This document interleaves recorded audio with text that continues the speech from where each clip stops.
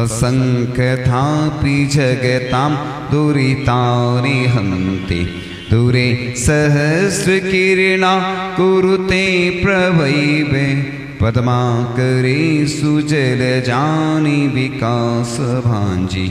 चूंकि अभी भक्तंबर स्तोत्र का अंतरराष्ट्रीय स्तर पर ये व्याख्या चल रही है और सभी धीरे धीरे अभी और अच्छे से व्याख्या होना है, उच्चारण पूरा होगा, व्यवस्थित होगा। चूंकि अभी अनुकूलता नहीं होने के कारण, लोगों की भी अनुकूलता नहीं है, इसलिए व्यवस्थित नहीं हो पा रहा है। आप लोग, एक दुनिया की सबसे बड़ी स्तुति है, इस स्तोत्र के माध्यम से कैंसर जैसे रोग ठीक हो गए। मैं आपको सुनाऊंगा धीरे धीरे, बहुत सारे मेरे पास उदाहरण हैं कि किन लोगों की कौन सी बीमारी ठीक हुई, क्योंकि मैं भगवान का ब्रांड एम्बेसडर हूं। अंतिम श्वास तक सिर्फ भगवान के गुणगान, प्रभु के गुणगान, गुरु के गुणगान करता रहूंगा। इसलिए बस भगवान से हमेशा एक ही प्रार्थना करना चाहिए कि भगवान आप मेरे कष्टों से मुक्ति दिलाओ। इसलिए बोलती ना, दुख खो कम खो। अपनी आदत होती है, बुराई करते हैं, रोते हैं, चिल्लाते हैं, कष्ट होता है। तुम चिल्लाने की जगह भगवान से चिल्लाओ, प्रार्थना करो कि भगवान बस मेरा जब भी मरण हो अंतिम श्वास नमोकार मंत्र के साथ निकले, क्योंकि दुनिया का सबसे बड़ा पावरफुल मंत्र है नमोकार। और 2000 वर्ष प्राचीन सठकट्टागम ग्रंथ में मंगलाचरण में आया है। वैसे तो अनादि निधन है नमोकार मंत्र, ये 2000 वर्ष प्राचीन इसमें आया है। ऐसी भावना करें कि शुभ मार्ग प्रेरक सच्चे देव सास गुरु का मैं आभारी हूं और पवित्रता व शक्ति भक्ति के दाता का मैं आभारी हूं। जीवन दायिनी प्रकृति का मैं आभारी हूं, क्योंकि प्रकृति, सुनो ओम, प्रकृति का मैं आभारी हूं क्योंकि एक इंद्री से लेके पंच इंद्री तक जब लोग स्वाध्याय कर रहे थे ना, तो लगता है कि हम देखो कहां नरकों में घूम के आए हैं, त्रिंचों में घूम के आए, कितने कष्ट सहन करे। वर्तमान में एसी मिल गया, अच्छा घर मिल गया, कार मिल गई, तो उसी में रम जाते हैं, उसी को आनंद मानने लगते हैं। और जब कष्ट आते तो भगवान के पास आते, साधु के पास, हमें आशीर्वाद दे दो। मैं कहता हूं तुम्हें किसी के आशीर्वाद की आवश्यकता नहीं पड़ेगी अगर तुम पहले से भगवान की स्तुति करोगे और स्तोत्र पाठ करोगे, तो बस आपको जाप करोगे तो कोई की जरूरत ही नहीं पड़ेगी। पहले से ही आपके जो कर्म हैं वो क्षय होते चले जाएंगे। तो इस प्रकार से इस प्रकृति को सुंदर बनाने वाले प्रत्येक प्राणी का मैं आभारी हूं, अच्छे कार्यों में साथ देने वाले। सुबह सुबह की बेला में आ रहे थे तो 2 बार गाय बछड़ा दूध पिला रही थी। हमने कहा ये दुनिया का सबसे अच्छा संकेत है, सब अच्छा होने वाला है। लोगों में कह राग देश भरे हैं, लोग मंदिरों में बट गए, जातिवाद में बट गए, पुराने लोगों ने बांटा। अब वक्त आ गया है इकट्ठा होने का। सकल दिगंबर जैन समाज पूरे भारत की जहां जहां हमारी बात पहुंचे, सबको अपन को इकट्ठा होना है। भले ही तुम्हारी प्रॉपर्टी बटी रहे, लेकिन सकल दिगंबर हर कार्य में, जब भी सामूहिक कार्य हो। अब तो एक हम सोच रहे हैं कि भगवान का मिलन समारोह भी होगा। अभी तक आपने नहीं देखा होगा, अभी तक आपने साधुओं का मिलन देखा, गृहस्थों के मिलन देखे होंगे। भगवान भी मिलेंगे, एक बार महामिलन होगा, है ना। कल भी उसके बारे में और बताएंगे आगे, लेकिन 4 तारीख को फिर से उस नक्षत्र आएगा, तो एक हमारी भावना है कि ऐसा स्थान कोई रहेगा। क्योंकि मैं स्थान की इसलिए बोलता हूँ, मेरा भी भरोसा नहीं कब तक रहूंगा मैं, मुझे खुद नहीं मालूम। ये तो मालूम है कि ग्रीष्मकालीन यहीं का है, लेकिन आगे का पक्का कुछ नहीं है ना, इसलिए हमने एग्रीमेंट नहीं किया, ना बयाना दिया हमने। तुम लोग बयाना दे देते, क्योंकि हम बंध जाते, हमने किसी को वचन दे दिया और नहीं हो पाया तो दोष लगता। इसलिए हमसे लोग बांधते हैं हम लोगों को। अभी कल से स्थापना भी नहीं हुई ना ग्रीष्मकालीन की, इसलिए तो आजकल साधु भी स्वतंत्र, लोग भी स्वतंत्र। जैसे हमने देखो आचार्य ऋषि की पूजन की तो लोग आने लगे। इसलिए मुझे विश्वास रहता, भीड़ आती है, धीरे धीरे बढ़ती है, लोग जुड़ते हैं। अपन को बच्चों से लेके बड़ों तक को जोड़ना है। आपके पास 1 घंटा नहीं है, कोई बात नहीं, 10 मिनट दो, 20 मिनट दो, पुण्य बढ़ाने की क्रियाएं जरूर करो। क्या है, आप लोग सिखाते हो नहीं, बस अपने यहाँ कोई अच्छा काम करे उसको प्रोत्साहन दो। अब सॉफ्टवेयर चेंज करो, रोज बोलते ना, इसलिए हम, क्योंकि नए नए लोग आते ना, और देश दुनिया में भी बात पहुंचती, कभी कोई सुनता कभी नहीं सुनता, इसलिए सॉफ्टवेयर को अपडेट करो। अपन बस वही पुराने ढर्रे में चलते आ रहे हैं। किसी से कहो कि तुम्हें 6 बजे अभिषेक करना है, अरे कैसे आएंगे? अभी अगर कोर्ट वाला बुलाएगा कि तुम्हें 10-11 बजे आना, तो उधर जाते ही कि तो गड़बड़ हो जाएगा। ये तो महाकोर्ट है, दुनिया की सबसे पावरफुल शक्तियां यही हैं। तुम कितने भी परेशान हो जाओगे, चाहे साधु संत भी रहते ना परेशान, आपको नहीं मालूम 1200 विद्याएं आकर नमस्कार करती। परम पूज्य आचार्य श्री विद्यासागर जी महाराज ने 50-55 वर्ष निकाले साधना में, ऐसी ऐसी शक्तियां थी, हमें मालूम है। एक बार एक तांत्रिक जा रहा था, उसके साथ भी लोग जा रहे थे, और वो भी जा रहा था, आचार्य जी के साथ भी लोग चल रहे थे। ऐसा सुनाया था किसी ने संस्मरण। मैं देखो कोई भी चीज बताता हूं, जरूरी नहीं कि वो सही हो, मैंने जैसा सुना मैंने बता दिया। किंवदंती, किंवदंती का मतलब होता है कुछ लोग बोलते हैं, क्योंकि कुछ गलत हमारी बातें भी सही नहीं निकलती हैं। मैं आगे के लिए बता दे रहा हूं, पहले भी जो बातें बताई, मैं शास्त्र के जो प्रमाण होते हैं वो प्रमाण माने जाते हैं। इसके अलावा जो सुनाया जाता है, जरूरी नहीं कि इसमें क्या कैसा है। जिसने सुना है हमने सुना दिया, उसने ऐसा सुनाया था। हम कई बार नाम क्यों नहीं लेते हैं, आपको सब मालूम है। आजकल सोशल मीडिया का युग है, पूरी दुनिया में बात जाती है, तो अपन कोई भी विवादित चीज किसी के बारे में हम बुरा नहीं बोलते। डांटता जरूर हूं मैं सबको, क्यों डांटता हूं कि तुम कुछ गलती करोगे, हम टीचर हैं तुम्हारे। टीचर डांटता है वो जरूरी है, क्योंकि बच्चे का भविष्य छुपा है, सुधार तो बोलना भी जरूरी होता है। तो इसलिए अपन जो भी बात बोलो उसके हित के लिए बोलो। आचार्य जी उदाहरण देते थे ना, बच्चा है चूल्हे में हाथ देता है ना आग में, वो नहीं जानता कि इससे जल जाएगा, वो बार बार जाएगा चूल्हे के साथ, मां उसका हाथ एक बार चूल्हे में डाल देती है। अब बच्चे को समझ में आ जाता कि है ना जल जाएगा, उसको जी क्या बोलते हो, दूध का जला छाछ फूंक फूंक के पीता है, मतलब होता है ना। इसलिए देखो आज सबसे कठिन है धर्म को सुरक्षित रखना। आज इतनी सारी ऐसी परिस्थितियां बन रही हैं, अब पूरे देश का कर्तव्य है कि हमें अब अपना समाज का सॉफ्टवेयर चेंज करना पड़ेगा। ऐसे महावीर भगवान का महोत्सव तो कई वर्षों से मनाते चले आ रहे, अब कुछ लोग जो रहते हैं वो कुछ गड़बड़ी करते हैं। अपन 2-4 लोगों को छोड़ें, अब उनके भरोसे नहीं चलना है। ये हमारे महावीर भगवान की परंपरा को हमें सुरक्षित रखना है। आदिनाथ भगवान से लेके 24 तीर्थंकर या त्रिकालवर्ती जो हमारे नवदेवता हैं, उनकी प्रॉपर्टी को सुरक्षित रखना है। बहुत हो गया, हमने बहुत सुन लिया, अब तो बस हमारे गुरुजी भी चले गए और हम भी चले जाएंगे। अगर हम भी चले जाएं तो आंसू क्या बहाना है, चलो चिड़िया हुआ पूरा यहाँ कांवदाना है। पुरानी हो गई बस्ती पुराना सियाना है, चलो चिड़िया हुआ पूरा यहाँ कांवदाना है। तो बस अब तुम्हारे बताले तुम्हारे हवाले वतन साथियों, जैसे मिलिट्री में जवानों को नियुक्त किया जाता है कि तुम्हें सुरक्षा करना देश की, इसी प्रकार से अब हमें धर्म की सुरक्षा युवाओं के हाथ में है। अब वृद्ध तो वो राग देश करते हैं, बुरा लगता है, वो अपनी अपनी चलाते हैं, उनको संरक्षक बनाओ, उनको नहीं। अब तो युवाओं को लाओ कि तुम्हें बिहार कराना है, साधुओं की आहारचर्या में जाना है, क्योंकि अब वक्त आ गया है अपने धर्म को सुरक्षित रखने का। बहुत सुन लिया मैंने, मुझे भी 20 वर्ष हो गए सुनते सुनते सुनते। अब तो हमारे गुरुजी भी चले गए, अब तो हमारे लिए कोई सहारा नहीं बचा। अब हमारे जो वर्तमान के आचार्य महाराज हैं, जो कि जबलपुर में देखो ऐतिहासिक आगवानी हुई, क्योंकि जबलपुर हमारी क्या है दीक्षा स्थली है। जबलपुर ने मुझे बहुत कुछ दिया है। मैं आचार्य जी के पास सन 2001 में गया था व्रत लेने, तो मेरा आचार्य जी ने व्रत नहीं दिया, संघ में भर्ती हो गई, व्रत नहीं दिया और सीधा मेरा आजीवन व्रत हुआ था, वहीं मेरी दीक्षा हुई।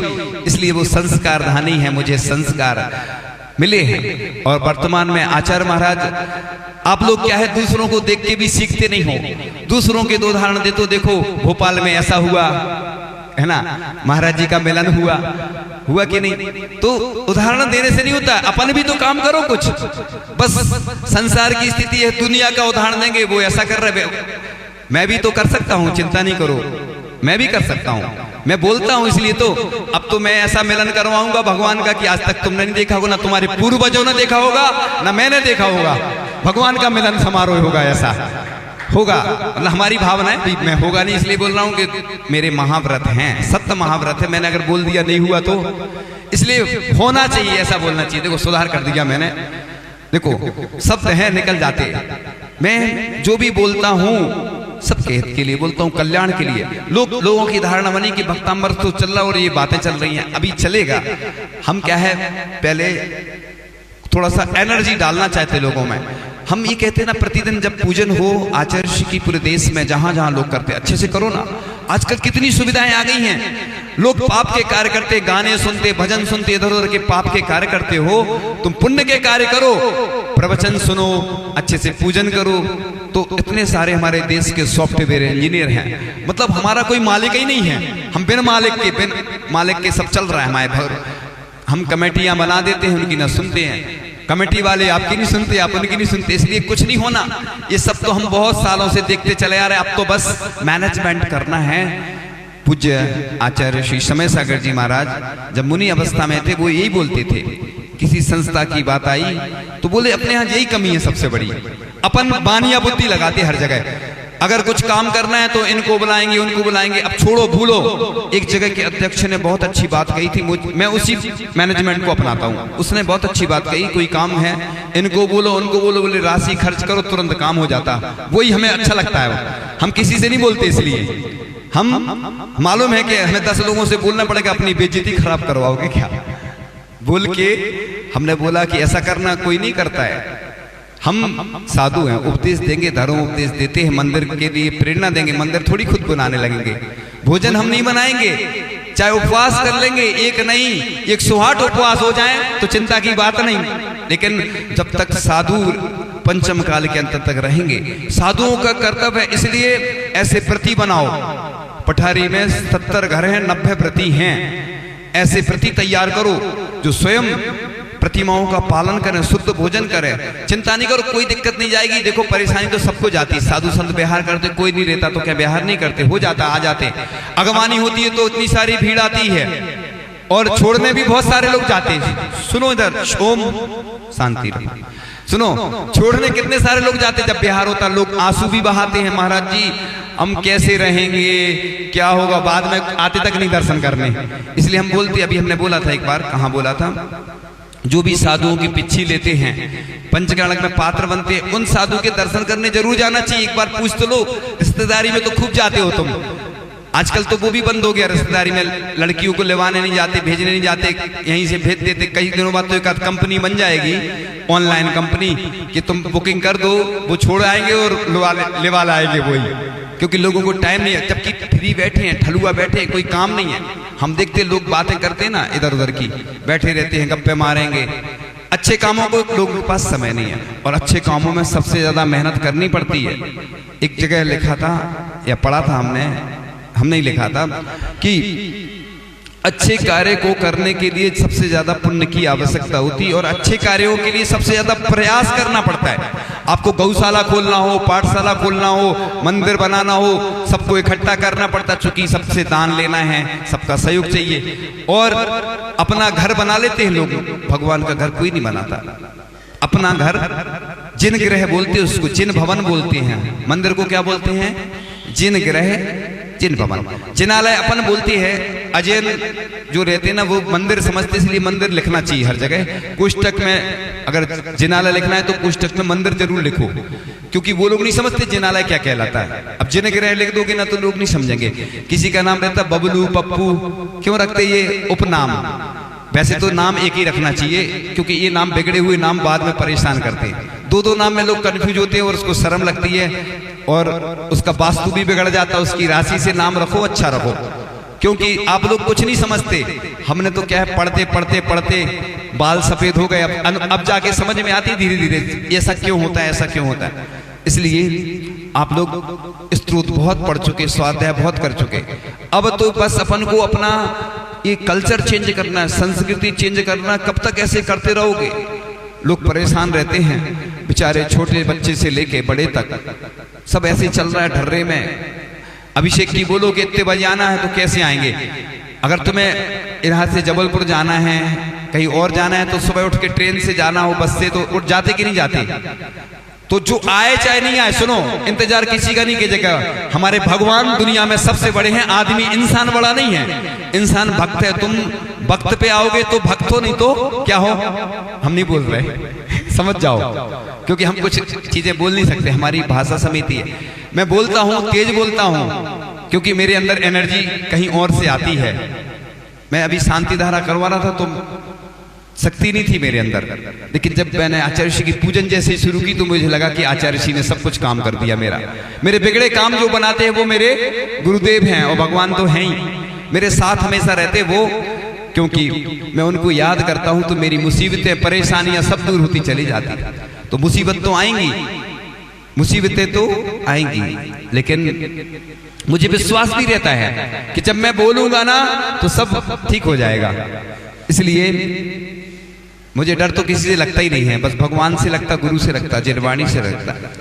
डर तो किसी से लगता ही नहीं, क्योंकि अकेला रहता हूं मैं, अंधेरे में रहता हूं, कोई नहीं रहता, तो क्या करना? शमशान में आचार्य ऋषि ने 44 घंटे ध्यान लगाया। सोचो, आचार्य ऋषि ने 44 घंटे ध्यान लगाया। तो अपन महावीर का जन्मोत्सव जब भी मनाएं, कोई भी भगवान का मनाएं, तो गिफ्ट जरूर लाएं।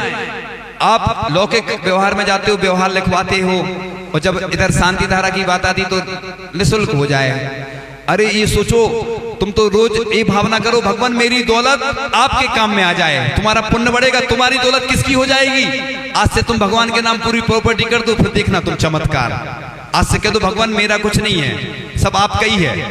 ऐसे करो तो एक बार, हमारी भावना है, करके देखो, देना नहीं है, भगवान से भावना करो कि हे भगवान, मैं जितना भी मेरे पास परिग्रह है वो आज से आपका है। अब आपको मतलब जो भी है वो आपका है। अब जैसे बस मैं आपकी प्रॉपर्टी में से, मैं पहली बार बोल रहा हूँ ये सब। देखो, मेरे अंदर कोई प्लानिंग नहीं रहती कि मैं प्लानिंग करके आऊं कि ये बोलना है। देखो, अपने आप आ गया, ये पहली बार बोल रहा हूँ सही में, तुम देखना फिर चमत्कार।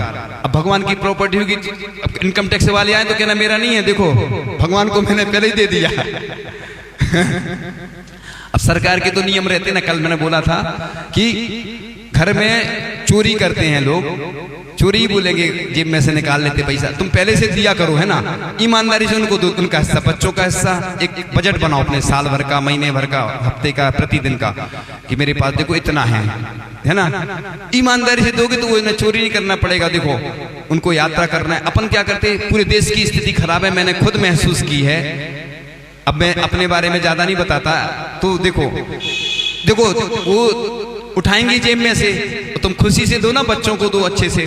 पूरे देश में कानून बनना चाहिए। सरकार से मैं मांग करता हूं, मेरी बात सरकार तक पहुंचा जाना, जितने भी अपने जैन अधिकारी हैं मेरी बात जरूर पहुंचा देना, ठीक है? कि जैसे आप सरकार का बजट बनता है, केंद्र सरकार का, मध्य प्रदेश, ऐसे ही घर का बजट बनना चाहिए। कितना दान देना है हमें, कितना खर्च करना है, बच्चों का हिस्सा दो उनको, बिन मांगे दो ना। तुम वो चोरी करेंगे, उनको दोष लेके तुम्हें संकलेश होगा। मैं तो कहता हूं जिसका हिस्सा जितना है वो सबको दो। आप बच्चों का फिक्स कर लो, पत्नी का, उसको क्या खरीदना है, तो चोरी नहीं होगी। और नंबर 1 में होगा, जैसे तुम लोग GST बचा लेते, इनकम टैक्स बचा लेते, अब वो लोग देखो, तुम लोग चोरी करते हो कर, देखो सरकार तो सब जानती है, हर जगह देखो भ्रष्टाचार है। मैं नाम किसी का नहीं ले रहा हूं, देखो ये तो सबको मालूम कि लोग बोलते हैं बिना रिश्वत के काम नहीं होता। तो रिश्वत देके आप भी काम करो ना, अपनी पत्नी को खुश करो, अपने बच्चों को खुश करो।